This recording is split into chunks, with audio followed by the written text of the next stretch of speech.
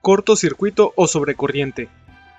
Se produce cuando dos puntos, entre los que hay un determinado voltaje, se conectan con un elemento conductor que prácticamente no tiene resistencia.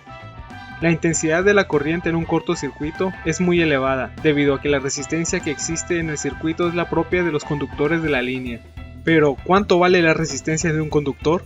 De manera práctica, realicemos el siguiente ejercicio y calculemos la resistencia para un cable de cobre de 10 metros de longitud calibre AWG-12, el cual posee un área de 3.31 milímetros cuadrados. La fórmula para calcular la resistencia de un cable es la siguiente: R igual a ρ por L entre A, donde ρ es la resistividad del conductor, medido en ohms metro. L es la longitud del conductor medido en metros y A es el área del conductor medido en metros cuadrados. La resistividad del conductor es una propiedad física del material. En la siguiente tabla podemos ver cuánto vale la resistividad de algunos materiales como la plata, el cobre, el oro, el aluminio y el estaño. La plata es el que tiene menor resistividad, por lo cual es mejor conductor. Sin embargo, por su alto precio, el cobre es el material que ocupa el primer lugar para la elaboración de cables para uso eléctrico.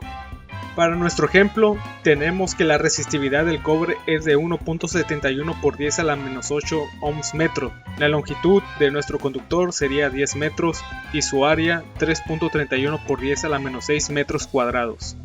Ahora, sustituyendo estos valores en la fórmula para calcular la resistencia y haciendo los cálculos correspondientes, tenemos que la resistencia del cable es de 0.051 ohms.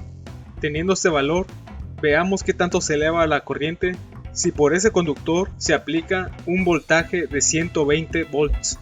Recordando que la intensidad de la corriente es igual al voltaje entre la resistencia, y haciendo la sustitución de los datos, tenemos que la corriente que pasa por dicho conductor es igual a 2353 amperes, el cual ya es un valor muy alto. Si ponemos de ejemplo el siguiente termomagneto, disyuntor o break, podemos notar que en la parte del interruptor aparece el número 20. Ese número 20 indica la capacidad de protección contra sobrecarga, 20 amperes. Pero si nos fijamos más abajo podemos encontrar la capacidad de protección contra sobrecorriente o cortocircuito que nos ofrece. En este caso es de 10 kiloamperes, o sea 10.000 amperes. Por lo cual este termomagneto sí podría resistir el cortocircuito generado en el cable anteriormente analizado. Pero, ¿cuáles son las consecuencias de un cortocircuito y por qué debemos protegernos de él? Si la fuerte intensidad no se controla inmediatamente mediante algún dispositivo como un break, disyuntor o termomagneto, los conductores se destruyen por efecto del calor en un corto periodo de tiempo y pueden provocar daños en interruptores, distribuciones, barras colectoras y otros elementos. Haciendo uso de un simulador de circuitos eléctricos, ejemplificaré la idea más elemental de un cortocircuito para su entendimiento y explicación.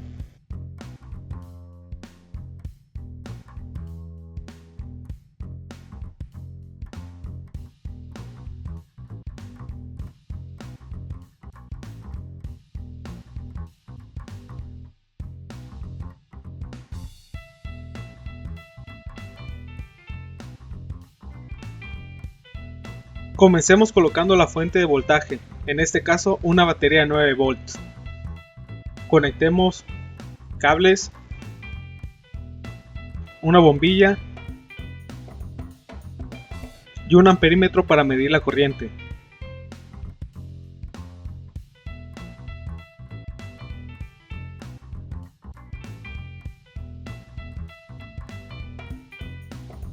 Después de tener todo el circuito conectado y cerrado, podemos ver el flujo de electrones. Pero, ¿qué pasará si cambiamos la resistencia de la bombilla? Al aumentar la resistencia de la bombilla, notaremos que la corriente en el circuito es cada vez menor.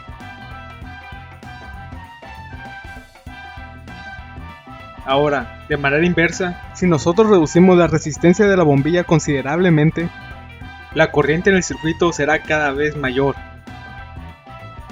Si hacemos que la resistencia de la bombilla sea prácticamente cero, la corriente en el circuito se disparará y ocasionará un cortocircuito.